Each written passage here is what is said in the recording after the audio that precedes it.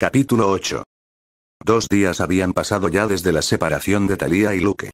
Artemisa estaba tranquilamente acostada en su gran cama de su tienda de campaña. Esta misma estaba hecha de las más finas sedas y pieles de animales que uno se podía encontrar. Los dioses, a diferencia de los humanos, no necesitaban dormir muy seguido. Con tan solo unas pocas horas les era más que suficiente. Aún así, Artemis disfrutaba hacerlo, por lo que reservaba una noche cada 2 semanas únicamente para dormir toda la noche hasta que el carro de su hermano esté recorriendo los cielos. Su largo cabello, normalmente recogido en una larga cola de caballo, ahora estaba fluyendo libremente en su cama. Sus ojos miraban el techo de su carpa, pero su mente realmente no estaba ahí. Estaba recordando los eventos de hace 2 noches cuando Caos admitió que aún era un virgen. Al recordar la escena, el color dorado se hizo presente en su rostro. Los recuerdos de ese momento aún podían hacer que se sonroje. Sin embargo, tiempo después, meditándolo más detenidamente, la diosa de la luna se dio cuenta de algo. Ella tenía una oportunidad con Boruto. Los dos eran vírgenes y tenían la misma experiencia en cuanto a amor se trata. Es decir, absolutamente nada. Por mero instinto, ella agarró con fuerza sus sábanas. Ella podría lograrlo, o al fin podría decir lo que siente en voz alta. Sin embargo, Artemisa no era ingenua. Por mucho que a ella no le guste pedir ayuda, esta vez sería necesario. Pero, ¿de quién podría pedir asesoría amorosa? En cuestión de segundos, todos los dioses masculinos y Afrodita quedaron fuera de su lista. No eran buenas opciones por demasiados motivos. Las otras 2 diosas vírgenes también quedaron afuera. Hestia no sabría cómo ayudarla y Atenea posiblemente la juzgue por estar enamorada. Oh sí, ella podía imaginarla. ¿Tú enamorada? Eso no tiene sentido, Artemisa. El amor solo te distraerá de las cosas que son importantes. Ahora vete, tengo que seguir transcribiendo estos textos extremadamente aburridos. Artemis frunció su ceño. Si bien Atenea jamás diría la última frase, estaba muy segura que no la tomaría en serio. Suspirando, su mente siguió pensando en otras opciones. ¿La abuela Rea? No, ella terminará diciéndoselo a todos después de un tiempo. Piensa, Artemis. ¿Quién puede entenderte y no estar en contacto con otras divinidades? Tras meditarlo un momento, la respuesta se le vino a la mente. No le gustaba lo que haría, pero era su única opción si quería por fin avanzar con su relación con el Uzumaki. Artemisa tendría que ir a visitar a su madre. ¿Cuánto tiempo había pasado? 6 o 7 décadas desde que la vio por última vez. Sí, mañana sería un día muy complicado. Al día siguiente, en el templo de Caos. Bien, Luke, veamos si realmente aprendiste los conceptos básicos. Adelante, te escucho. Dijo algo exhausto el Uzumaki. El castellano aún estaba por la parte teórica del chakra. Boruto pensaba que sería mejor idea iniciar a Luke por el lado teórico del arte antes de ir a lo práctico. El niño al principio se estaba quejando de que no tenía su propia red de chakra, pero al final aceptó los términos de su mentor. Tan solo faltaba que le recitara las naturalezas del chakra y sus energías. Poniéndose de pie, el niño se dispuso a empezar. Existen 5 manipulaciones elementales básicas del chakra. Estas son el fuego, el viento, el rayo, la tierra y el agua. Normalmente una persona suele nacer con uno de estos elementos, pero en muchas ocasiones hubo personas con 2 o más naturalezas. Algunas personas nacen con la capacidad de combinar 2 elementos para crear una nueva naturaleza. A esto se le conoce como Kekkei Genkai o línea de sangre en inglés. Rasgos como estos suelen ser heredados por la descendencia de uno. Boruto asintió con una sonrisa en su rostro. Al fin el niño lo había dicho correctamente. Perfecto, continúa. Algo emocionado, el niño asintió y siguió con su relato. También existen las energías del chakra. Estas normalmente definen la forma de actuar del chakra de uno. Sin embargo, con entrenamiento incluso pueden usarse para jutsus, genjutsus o técnicas de taijutsu muy poderosas. Boruto dio un suspiro satisfecho. Si bien eran explicaciones algo vagas, eran correctas al final del día. Caos se puso de pie y miró a su alrededor. Estaban en medio de un gran dojo, el cual estaba construido en su palacio. Bien, Luke, oficialmente ya pasaste tu clase de introducción al chakra 101. Ahora seguiré. Abruptamente fue interrumpido por el frenético semidios. Chakra. Al fin me dará mi propia red de chakra. Yo también quiero hacer jutsus geniales. Dijo frenéticamente el joven. Haberle mostrado algunos jutsus de rango D no fue una gran idea. Soltando una tranquila risa, el rubio mayor puso su mano sobre el hombro del rubio menor para poder calmarlo. Lo siento Luke, pero es muy pronto para eso. De momento, Boruto pisó 2 veces el suelo con su pie derecho y muchos objetivos en posiciones muy distintas aparecieron por todo el dojo. Aprenderás a usar los kunais y las shuriken de una forma decente. Parpadeando en repetidas ocasiones el niño suspiró. ¿Qué remedio? No podría discutirle a su maestro. Viendo la expresión de su alumno el rubio habló. Oye, ¿por qué la cara larga? Los proyectiles pueden ser geniales. ¿Así? Yo no les veo lo genial, maestro. Riendo, Boruto sacó 20 shurikens del estuche de su espalda y sin mirar él las lanzó todas. Una de ellas chocó contra las otras e hizo que el resto diera en cada objetivo. Todo esto hizo que la mandíbula del semidios rozara el suelo. Eso fue increíble, maestro. ¿Cómo logró que las shuriken se desviaran para donde usted quería? Dijo sorprendido y ahora ansioso Luke. Jeje, fue una de las primeras técnicas que me enseñó mi maestro Sasuke. Ya te he hablado de él. Como sea, ten esta bolsa de shurikens. Tienes hasta que el sol se ponga para al menos hacer que tus shurikens den en la diana. Boruto volvió a golpear el suelo y los objetivos anteriores se esfumaron y a 10 metros de la pareja aparece una única diana. Si no lo logras haré que cargues 40 kilos de peso muerto cuando iniciemos con tu entrenamiento físico. Dijo el Uzumaki con una sonrisa malvada dibujada en su rostro. Tragando saliva, Luke asintió rápidamente. Bueno, como sea. Vendré al final del día a revisar tu progreso. Detrás de esa puerta de allá hay un baño y de esa otra una pequeña cocina. Te deje tu almuerzo ya preparado, pero eso solo será por esta semana. Tendrás que aprender a cocinar si quieres comer. Como sea, ya me voy y volveré al final del día a ver tu progreso. Dijo Boruto mientras se dirigía hacia la salida del lugar. No logró su objetivo ya que fue interceptado por un preocupado Luke. Maestro. ¿Va a dejarme sin enseñarme cómo hacerlo primero? Dijo un nervioso Luke. La cara de Boruto por otro lado se estaba aguantando reírse en la cara del joven. Pues sí, Luke. No podré estar todo el tiempo contigo, tengo un universo que vigilar, además no necesitas mi ayuda en esto. Solo es ver cómo arrojar una shuriken para que vaya a un lugar en línea recta y que se clave donde tú quieres. Tampoco es una ciencia, no es nada que no puedas aprender con el prueba y error. Por eso te doy tanto tiempo, para que experimentes, te equivoques y aprendas de tus errores. Dijo el rubio de una forma sabia mientras que con 2 dedos de su mano le tocaba la frente al joven. Sasuke solía hacer eso con él muy a menudo, le daría el rollo de una técnica y le explicaría sus conceptos básicos para posteriormente marcharse. Luke parecía haberlo entendido y simplemente se volteó para seguir con su práctica. Al ver esto, Boruto siguió con su camino y salió de la sala. De joven él no entendió esto muy bien, pero cuando maduro notó lo efectiva que era ser autodidacta. Una vez acostumbrado a este tipo de enseñanza, Luke aprendería las cosas mucho más rápido que el resto y si por algún motivo se separaran él podría seguir aprendiendo por sí mismo. Si bien Boruto creía en este método de enseñanza, él no dejó a Luke solo por ese motivo en este día particular y Momoshiki lo sabía. Chico, es hoy verdad. Frenando en seco por uno de los pasillos de su palacio, Boruto le dijo. Si viejo amigo, es hoy, dijo Boruto mientras suspiraba cansado. Hoy era el aniversario de aquel día. El rubio desapareció en un destello blanco y volvió a aparecer en la costa de una isla. El sol se estaba poniendo, por lo que era seguro decir que se encontraba en algún lugar de Asia. Levantando la vista vio un sendero de madera el cual conducía a las profundidades del bosque tropical del lugar. Haciendo otra profunda respiración, Boruto empezó a adentrarse en la isla.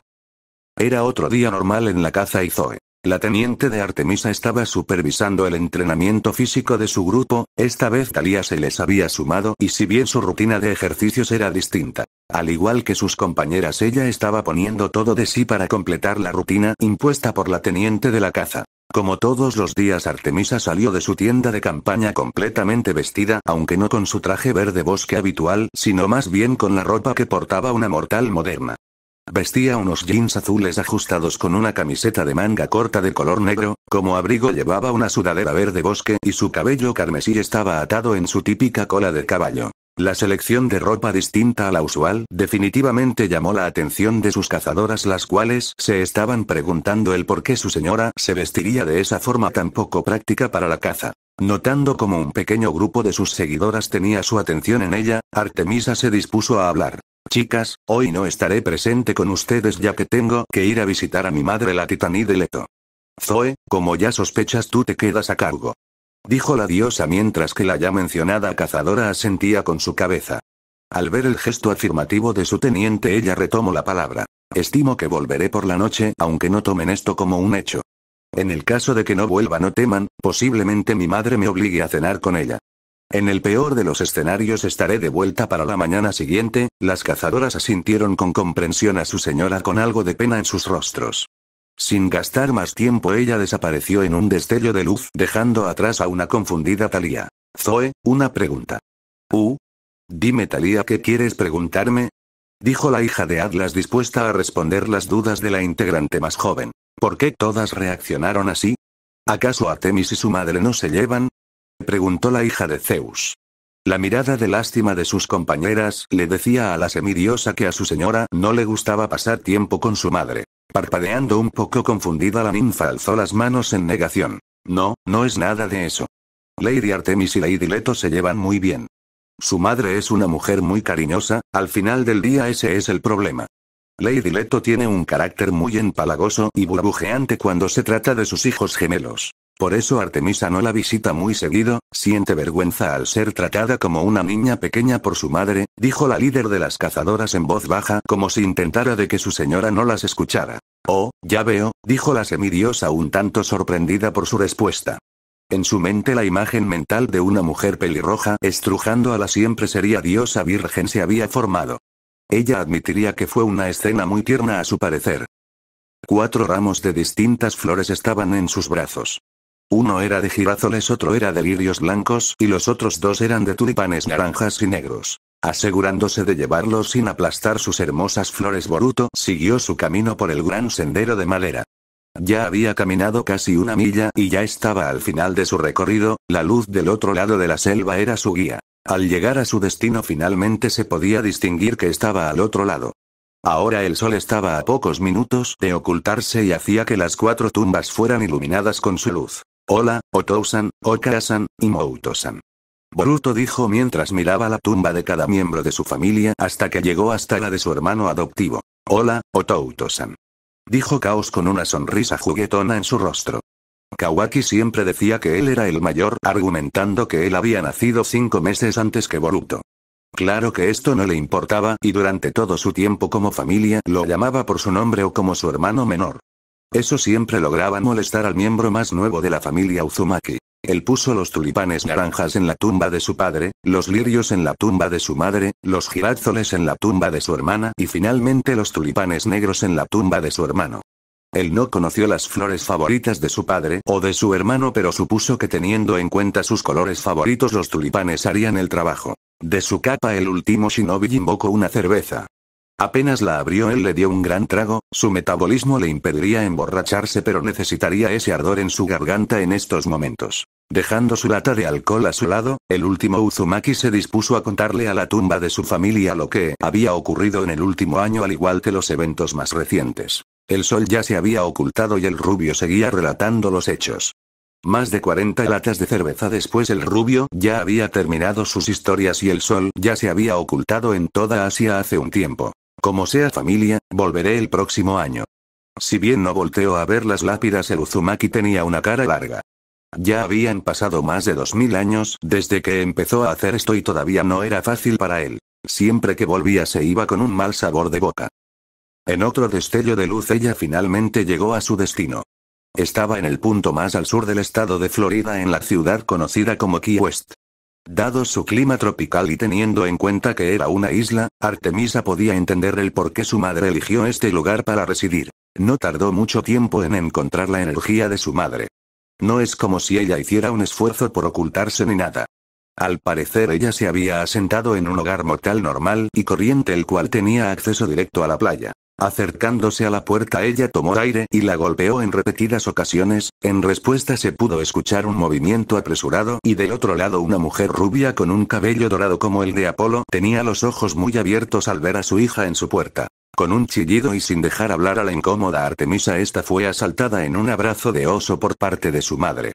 Prácticamente podía escuchar cómo su propia columna estaba siendo pulverizada bajo el abrazo de la titánide de la maternidad y protectora de los jóvenes. Kiara.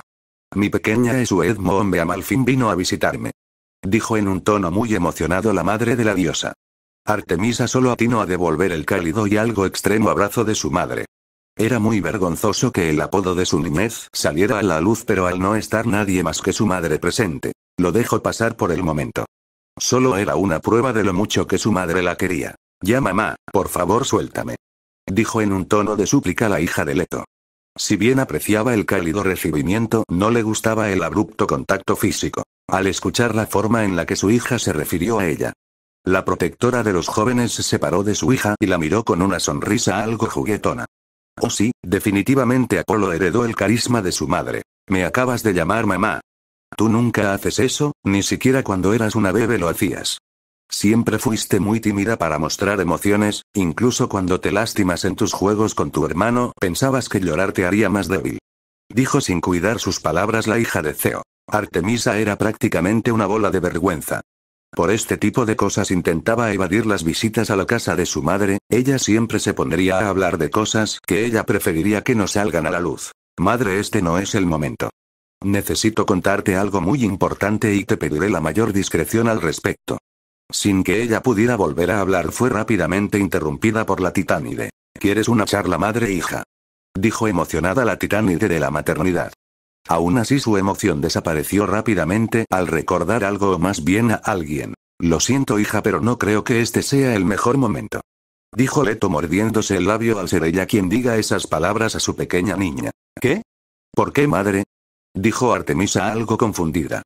Luego notó lo obvio, la similitud entre el burbujeante dúo de madre e hijo en cuanto sus energías lo camufló en un inicio, pero ahora era más que obvio. Sus sospechas se confirmaron cuando su soleado hermano entró por la puerta del jardín trasero.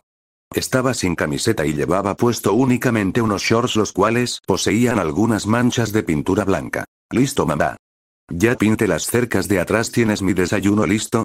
Preguntó Apolo, el dios del sol, al mismo tiempo que su estómago rugía en apoyo a la pregunta del dios. Su madre le asintió con cariño y dijo: sí mi pequeño señorito, está sobre la mesa, pero espera un momento.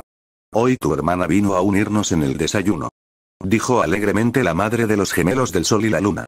Ante su comentario Apolo rápidamente se percató que su hermana estaba ahí presente y con alegría no dudó en saludarla. Hola Arquie. Ya era hora de que vinieras a visitar a mamá. Dijo en un tono de reproche el dios del sol. Artemisa estaba a punto de replicar por el diminutivo que su hermano usó en su nombre, pero su extraño tono infantil de reproche se le hizo imposible tomarlo en serio. Como sea. No es como si vinieras aquí a menudo, dijo con desdén la diosa de las doncellas. Con autosuficiencia Apolo rápidamente formuló una respuesta. Te equivocas. Yo vengo aquí todas las mañanas a tomar mi café con mamá. Dijo el dios del sol mientras tenía su pecho inflado. Si bien en un inicio ella no le creyó, el asentimiento de su madre hizo que se desploma por el suelo. ¿Era ella una mala hija?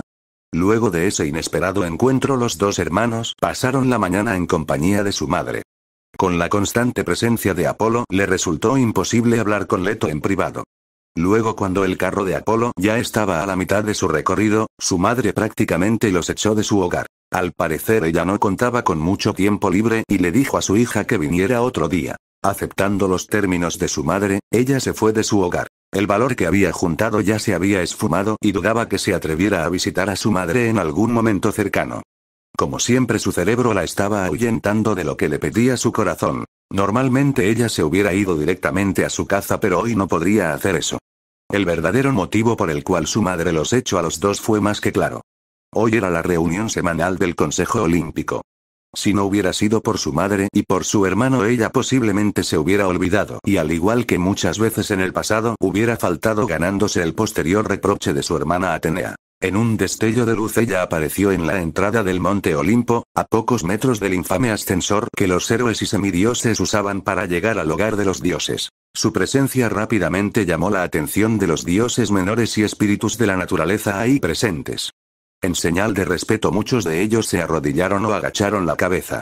Artemisa no se había centrado en eso en estos momentos, ella tenía una reunión a la que asistir, a la cual ya estaba llegando tarde. A lo lejos ya pudo escuchar dos voces femeninas, las cuales definitivamente estaban discutiendo. Antes de que la diosa de la luna pudiera distinguir quiénes eran las dueñas de esas voces, un rayo se escuchó por todo el lugar. Su padre definitivamente había intervenido para frenar el conflicto. Suficiente. Ustedes dos dejen sus problemas para después. dijo en un tono de mando el rey de los dioses, al no aguantar por más tiempo el griterío en el cual estaba participando su hija Atenea y la diosa del amor. Gruñendo por lo bajo, ambas diosas se quedaron calladas por el momento. Sin embargo, Atenea se acordará de esto. Lo que hizo Afrodita con el padre de su hija más joven no era algo que dejaría pasar por alto. Tratando de evitar el conflicto, la diosa de la luna simplemente tomó asiento en su trono y esperó a que su padre siguiera con su monólogo. El único que parecía haber notado su presencia era el propio Zeus. Él estaba alegre de que su hija hubiera llegado relativamente a tiempo como para participar en la reunión. Por lo que le contó a Apolo, los gemelos del sol y la luna habían pasado toda la mañana en casa de su madre. Todo era oscuridad para él. Gracias a su gran concentración logró entrar en un profundo estado meditativo en el cual las alteraciones de su entorno ya le eran insignificantes. Siempre que solía estresarse hacia este tipo de ejercicio, hoy tras la visita a las tumbas de su familia realmente necesitaba hacer una actividad como esta. Ya había vuelto a América estando actualmente en el estado de Montana.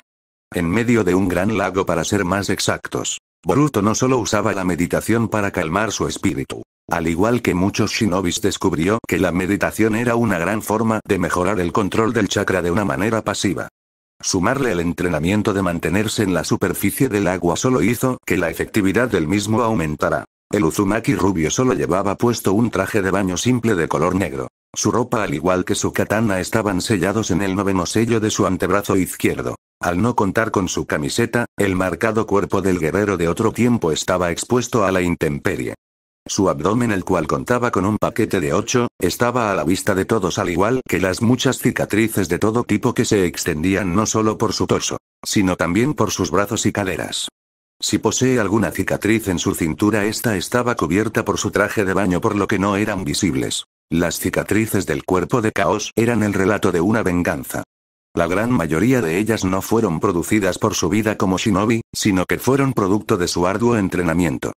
Aún podía recordar el filo de la espada de Toneri cortando su carne, las veces que sus manos se entumecieron de tanto practicar su estilo Uken, las veces que sus tenketsus explotan de tanto forzarlos a bombear su chakra y las veces que su vista le ardía de practicar su fuinjutsu sin mucha luz y durante largos periodos de tiempo. Sin embargo, todas ellas podían ser fácilmente pasadas por alto gracias a la enorme cicatriz que estaba de su lado izquierdo de su cuerpo, más específicamente a la altura de su corazón. Era del tamaño de una bola de voleibol y abarcaba prácticamente la mitad de su cofre izquierdo. Esa herida en particular fue creada durante su batalla más mortífera en su carrera shinobi.